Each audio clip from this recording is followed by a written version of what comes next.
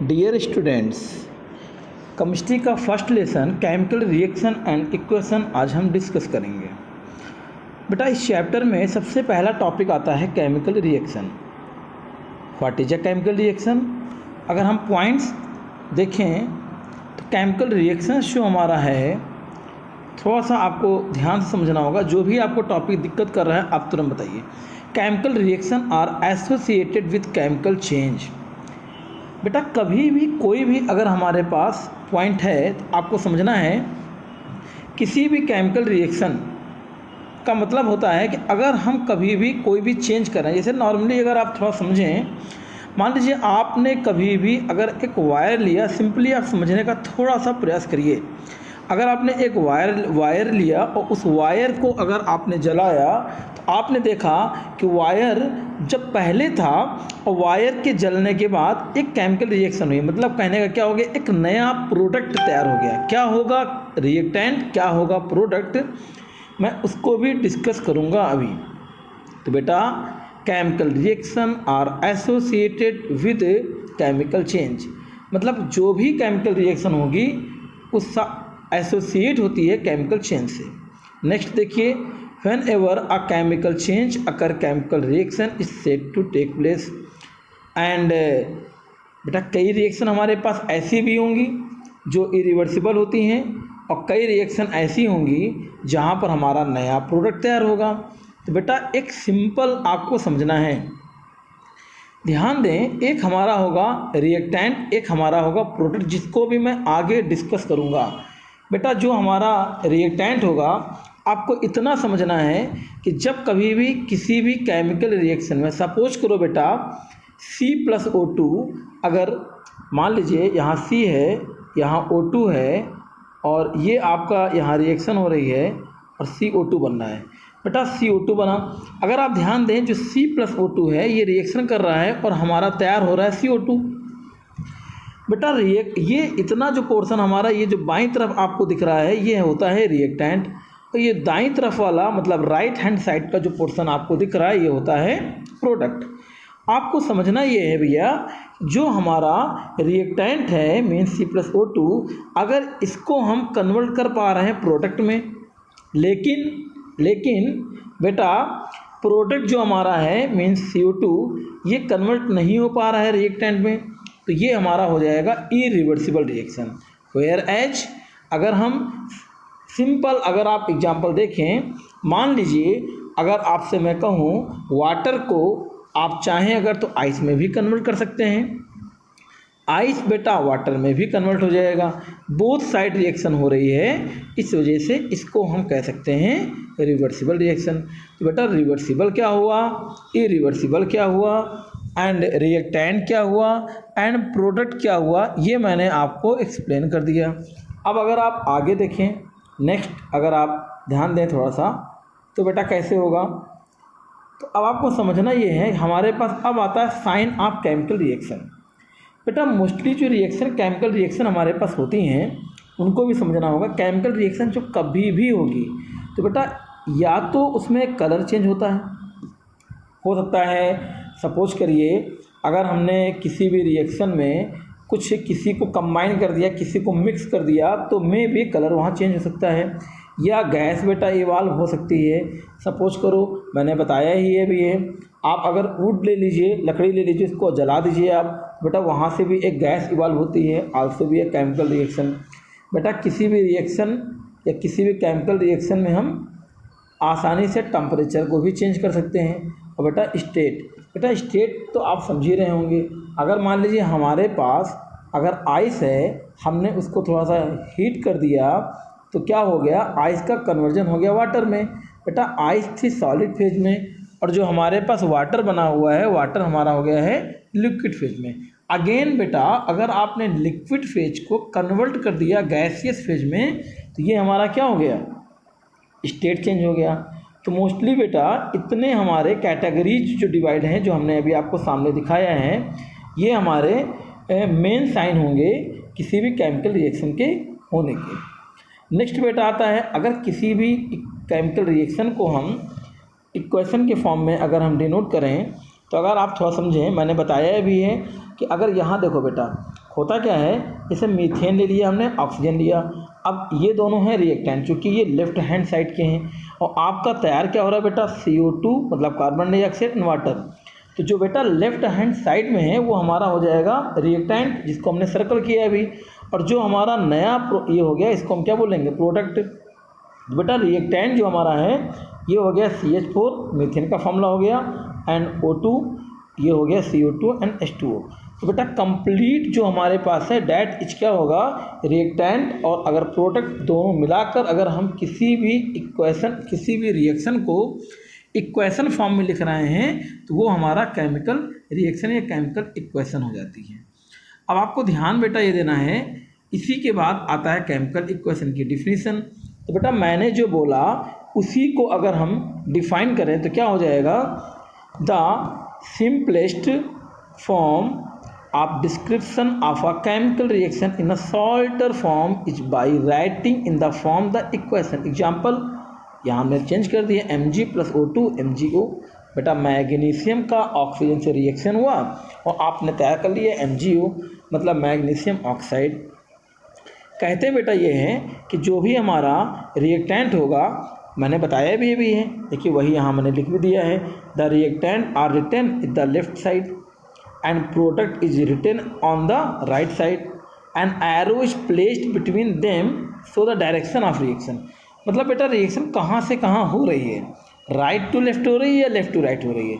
तो मैंने देखा ये देखिए, तो क्या हो रहा है, जो भी रिएक्शन है रिएक्टेंट तो क्या बनना है, प्रोडक्ट, मतलब हमारे पास जो रिएक्शन हो रही है ये लेफ़्ट टू राइट चल रही है। क्लियर। अब हम लोग आते हैं आगे। बेटा अगला आता है characteristic of a chemical equation. बेटा कोई भी अगर हमारे पास केमिकल इक्वेशन होगी, कहते हैं equation must represent known fact. हम लोग जो जान रहे हैं उन्हीं फैक्ट्स में इक्वेशन को रिप्रेजेंट करेंगे। देन बेटा फॉर्मूला हमारा हमेशा सही होना चाहिए, और जो रिएक्टेंट में लिखा हो वहाँ रिएक्टेंट का, जहाँ पर लिखना हो वहाँ हम रिएक्टेंट का लिखेंगे, जहाँ प्रोडक्ट होगा वहाँ प्रोडक्ट। बेटा law of conservation of mass must be satisfy. किसी भी केमिकल इक्वेशन में आपने लास्ट ईयर 9th क्लास अगर आपने पढ़ा होगा तो आपने वहाँ पर भी इसको पढ़ा हुआ है, law of conservation of mass, इसलिए हमको ज़्यादा इसको एक्सप्लेन नहीं करना पड़ेगा, आप आसानी से समझ जाएंगे। फिर बेटा केमिकल इक्वेशन को हमने 2 पार्ट में अगेन डिवाइड किया। बेटा एक होता है बैलेंस इक्वेशन, एक हो जाएगा अनबैलेंस। बेटा सेम आप खुद देखिए, कभी कभार एक अगर आप बाज़ार से जाइए और कोई भी आप सामान खरीदिए, एक सपोज करिए आप शुगर खरीद रहे हैं, अगर 1 kg शुगर लेना हुआ तो आप देखेंगे एक तरफ रहता है शुगर, एक तरफ रहेगा 1 kg का जो भी वेट रहेगा, दोनों को आप बैलेंस करते हो। बेटा सेम रिएक्शन होती है। अगर आप इस डायग्राम को सामने देख पा रहे हो और मैं इससे समझाने का प्रयास कर रहा हूँ कि बेटा अगर एक H2 हुआ, फिर Cl2 हुआ और हमने देखो HCl यहाँ पर लिख दिया, तो बेटा हो क्या रहा है, अगर आप देखें तो बिल्कुल सिंपल, H में हमारे पास कितने लोग हो गए हैं, 2 लोग। अगर आप देखें यहाँ पर तो बेटा जो H हमारे पास है वहाँ पर 2 एटॉमिसिटी है, एंड Cl2 की भी 2 एटॉमिसिटी हुई, और यहाँ H और Cl हो गया। अगर आप देखें तो बेटा H लेफ्ट हैंड साइड में अगर आप देखें देखो 2 लोग हैं, और यहाँ कितने लोग हैं, 1 ही लोग हैं, मतलब यहाँ एक ही H एक ही है, यहाँ 2 H हैं। तो बेटा इस लेफ्ट हैंड साइड में अगर आप ध्यान दें ज़्यादा H है, इसीलिए ज़्यादा झुका हुआ है। अगर HCl को आप देखें उधर आपका वो उठा हुआ है, क्योंकि यहाँ पर वेट कम है इसलिए ज़्यादा हाइयर आ गया। फिर हमने क्या किया, इसको हमने बैलेंस किया, तो यहाँ बेटा क्या हुआ, एक HCl था, मैंने एक HCl और रख दिया, देखो अब क्या हो गया, बैलेंस। तो बेटा हमको ध्यान देना है किसी भी केमिकल रिएक्शन में जो रिएक्टेंट होंगे या जितने रिएक्टेंट के बेटा पार्ट होंगे उतने ही आपके प्रोडक्ट के पार्ट होंगे। तो ये जो रिएक्शन बेटा यहाँ पर अभी आपको मैंने दिखाया, ये हमारी अनबैलेंस। बेटा अनबैलेंस की डिफिनीशन क्या हो जाएगी, simply you can say unbalance क्या होगा, when total number of atom जो भी हमारे पास होंगे, ठीक, अगर बोथ साइड अगर इक्वल हैं, जो भी आपके पास हैं इक्वल हैं तब तो बैलेंस, अदरवाइज क्या हो जाएगा, अनबैलेंस। क्लियर। अब हम आते हैं आगे। बेटा यहाँ अगर आप देखें तो मैंने अभी प्रीवियस में इस रिएक्शन को मैंने एक्सप्लेन ऑलरेडी किया हुआ है, फिर भी आप एक बार ध्यान दें।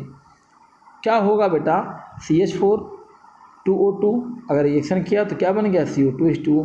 आप चेक करें यहाँ बेटा C का कितना है 1 और हाइड्रोजन 4 हो गए। 2 2 जा बेटा देखो 2 2 जा 4 ऑक्सीजन हो गया। ज़रा इधर चेक कर लेते हैं, C का बेटा 1 हुआ, ऑक्सीजन देखें 2 ऑक्सीजन यहाँ हुआ, 2 ऑक्सीजन ये हो गया 4 हो गया एंड यहाँ हो गया है बेटा। सिंपली ये रिएक्शन जो दी गई है ये बैलेंस हो गई है।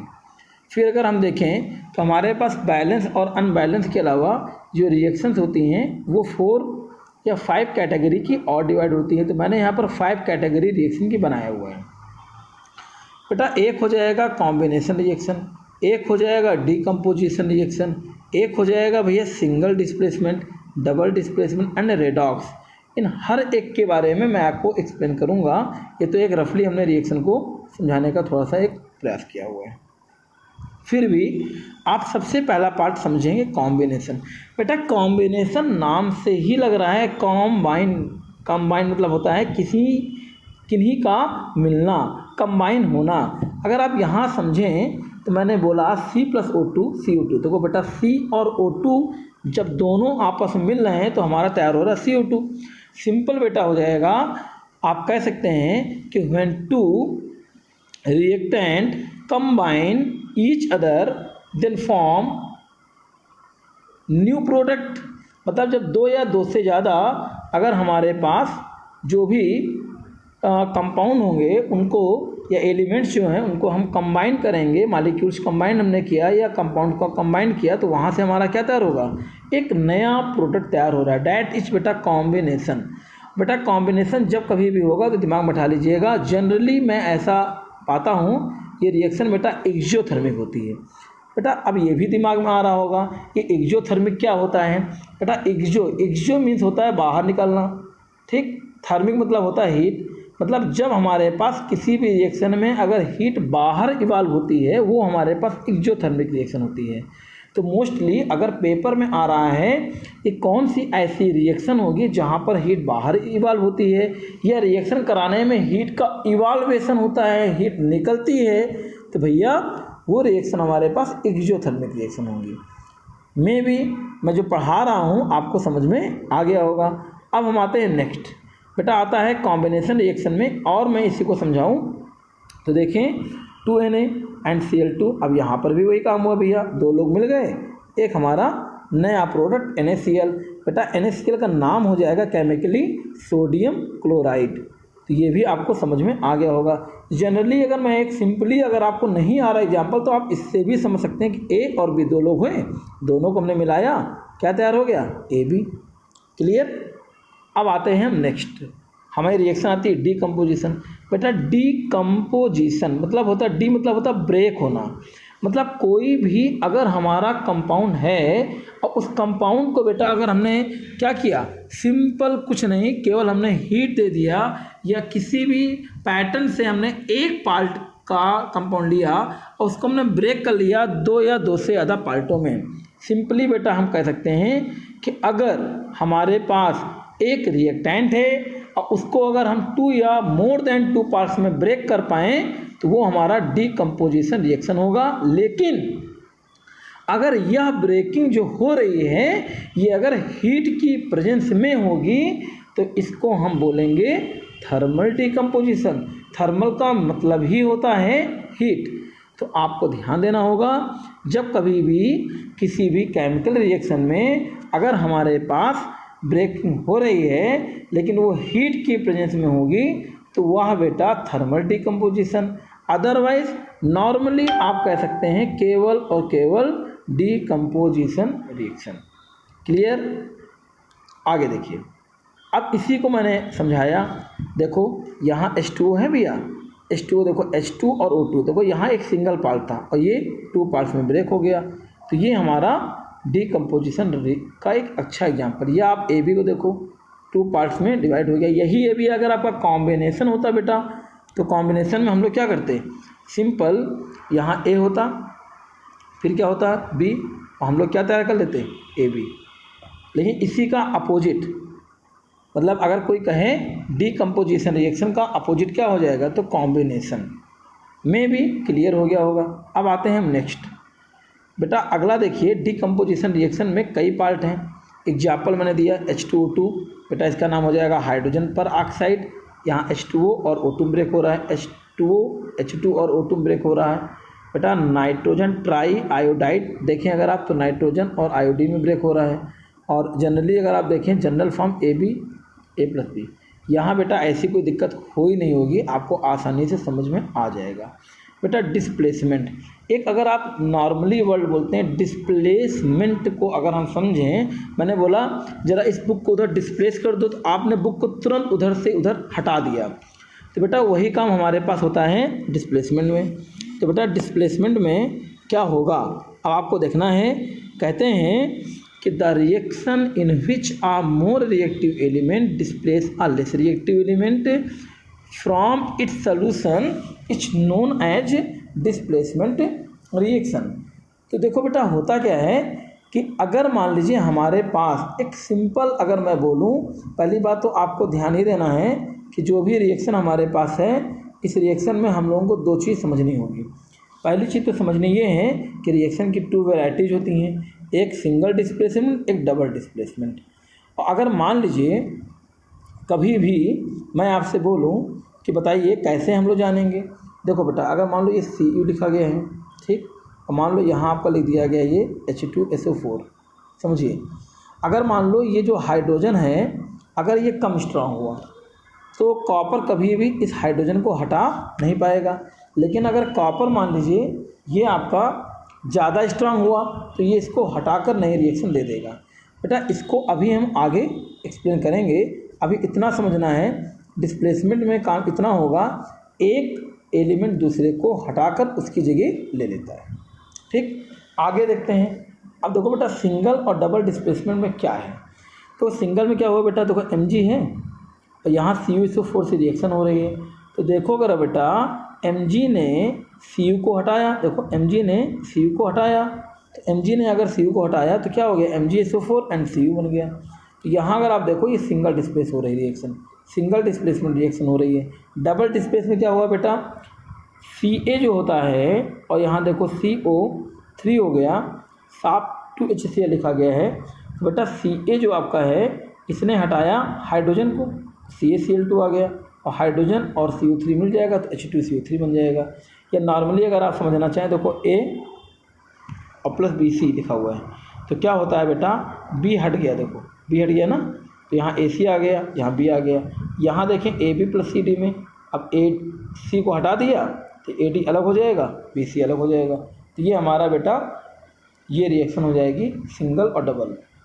बेटा सिंगल डिस्प्लेसमेंट को और अच्छा अगर हम समझें तो मैं ऐसा समझा सकता हूँ कि अगर PbCl2 है और Ki ले लीजिए, अगर आप सिंपल अगर देखें तो बहुत आसानी से आप रिएक्शन को समझ सकते हैं। क्या हो जाएगा, देखें अगर आप तो जो तुम्हारा KCl लिखा गया भैया, इस KCl में कुछ नहीं करना है, KCl को हमने अलग कर दिया और इधर अगर आप देखो PbI2 अलग हो जाएगा। इन रिएक्शनों में मेन कॉन्सेप्ट हैं, अगर आप ध्यान देंगे तो मेन डिफिनीशन है और हमको केवल आराम से समझते हुए चलना है। डबल रिएक्टिविटी सीरीज, बेटा देखिए रिएक्टिविटी सीरीज क्या है, इसमें अगर आप देखें जो भी हमारे पास रिएक्टिविटी सीरीज है इसका मतलब है कि जो एलिमेंट हमारे ऊपर लिखे हुए हैं वो ज़्यादा रिएक्टिव हैं और जो एलिमेंट नीचे लिखे गए हैं वो हमारे कम रिएक्टिव हैं। और बेटा इनको आपको लर्न करना पड़ेगा। एक मैं अलग से वीडियो बनाऊंगा जिसमें मैं केवल रिएक्टिविटी सीरीज को एक्सप्लेन करूंगा और मैं आपको उसका तरीका बता दूंगा। देन आफ्टर उन रिएक्टिविटी सीरीज से हमारे कितने क्वेश्चन सॉल्व हो पाएंगे आसानी से, हम उसको भी देखेंगे। बस केवल इतना समझना है आपको रिएक्टिविटी सीरीज होती क्या है। अलग अलग जो हमारे पास एलिमेंट हैं उनको उनकी रिएक्टिविटी के बेस पर अरेंज किया गया और यही हमारे पास रिएक्टिविटी या इलेक्ट्रोकेमिकल सीरीज के नाम से इनको हम लोग जानते हैं। बेटा इसके लिए मैं अलग से एक वीडियो दे दूंगा आपको और साथ में रिएक्टिविटी सीरीज के पैटर्न पर जो भी क्वेश्चंस एग्जाम में आते हैं या आने वाले हैं मैं उनको भी एक्सप्लेन कर दूंगा उसी वीडियो में। नेक्स्ट बेटा आते हैं हम लोग रेडॉक्स रिएक्शन। बेटा रेडॉक्स रिएक्शन भी एक आपका केमिकल रिएक्शन का ही पार्ट है। बेटा रेडॉक्स रिएक्शन में होता क्या है, ध्यान दें बेटा, हमारे पास क्या होता है कुछ रिएक्शन ऐसी होती हैं जिनको हम आपको अगर बताएं तो ध्यान देना होगा। हमारे पास कई रिएक्शन होंगी, एक होता है ऑक्सीडेशन और एक हो जाएगा रिडक्शन। तो बेटा ऑक्सीडेशन और रिडक्शन अगर दोनों रिएक्शन किसी एक ही इक्वेशन में अगर हो रही हैं तो वो हमारे पास रेडॉक्स रिएक्शन हो जाएगा। ध्यान देना होगा बेटा कि ऑक्सीडेशन और रिडक्शन ये रिएक्शन क्या होती हैं, इनको भी मैं आपको एक बार अभी जो मैं अगला वीडियो में लेकर आऊँगा उसमें मैं इसको और भी ज़्यादा एक्सप्लेन कर पाऊँगा। लेकिन अभी आपको इतना ध्यान देना है कि जब हमारे पास कभी भी कोई भी अगर हमारे पास रिएक्शन है और उस रिएक्शन में अगर किसी भी सब्सटेंस में ऑक्सीजन का गेन अगर हो रहा है तो बेटा उसको हम क्या बोलेंगे, वो ऑक्सीडाइज हो रहा है। अगर मान लो ऑक्सीजन वहाँ लूज हो रहा है तो बनी सी बात है बेटा वो क्या हो जाएगा, रिडक्शन। एक सिंपल अगर आप देखें जो CuO लिखा गया है, अगर इसको आप समझें Cu से, बेटा CuO में ऑक्सीजन लगा हुआ था लेकिन Cu में ऑक्सीजन नहीं लगा हुआ है, तो इसका मतलब है CuO में ऑक्सीजन था अब नहीं है, तो इसका मतलब ऑक्सीजन गायब हुआ, तो बेटा ये हो जाएगा रिडक्शन। अब H2 को देखें अगर आप तो यहाँ ऑक्सीजन नहीं था, ठीक, लेकिन अब अगर आप देखें तो यहाँ ऑक्सीजन आ गया, इसका मतलब ये हो जाएगा ऑक्सीडेशन और ये हो जाएगा हमारा रिडक्शन। क्लियर बेटा, याद कर लीजिए जहाँ ऑक्सीडेशन होगा उस वहाँ पर क्या हो जाएगा, रिड्यूसिंग एजेंट। क्या होगा, रिड्यूसिंग एजेंट। उस सब्सटेंस को जो ऑक्सीडाइज करा रहा है उसको एज अ रिड्यूसिंग एजेंट बोलेंगे। और सिर्फ आपको ध्यान देना है, अगर हमारे पास वही सब्सटेंस है लेकिन जहाँ रिडक्शन हो रहा है तो वो हमारा क्या हो जाएगा, ऑक्सीडाइजिंग एजेंट। मतलब जहाँ रिडक्शन होगा वहाँ ऑक्सीडाइजिंग एजेंट और जहाँ आपका ऑक्सीडेशन होगा वहाँ हो जाएगा रिड्यूसिंग एजेंट। तो बेटा आज हम लोग टॉपिक यहीं तक देखेंगे। अगला वीडियो हमारा जो होगा उसमें यहाँ के कुछ टॉपिक जैसे इलेक्ट्रोकेमिकल सीरीज प्लस उनके जो क्वेश्चंस रहेंगे, साथ ही साथ हम लोग काम में करेंगे। एक टॉपिक हमारा आता है ऑक्सीडेशन का, रिडक्शन का, हम लोग उसको भी बेटा एक्सप्लेन करेंगे। आज के लिए हम वीडियो को यहीं तक रखेंगे और अगली क्लास में हम लोग फिर मिलेंगे। Thank you.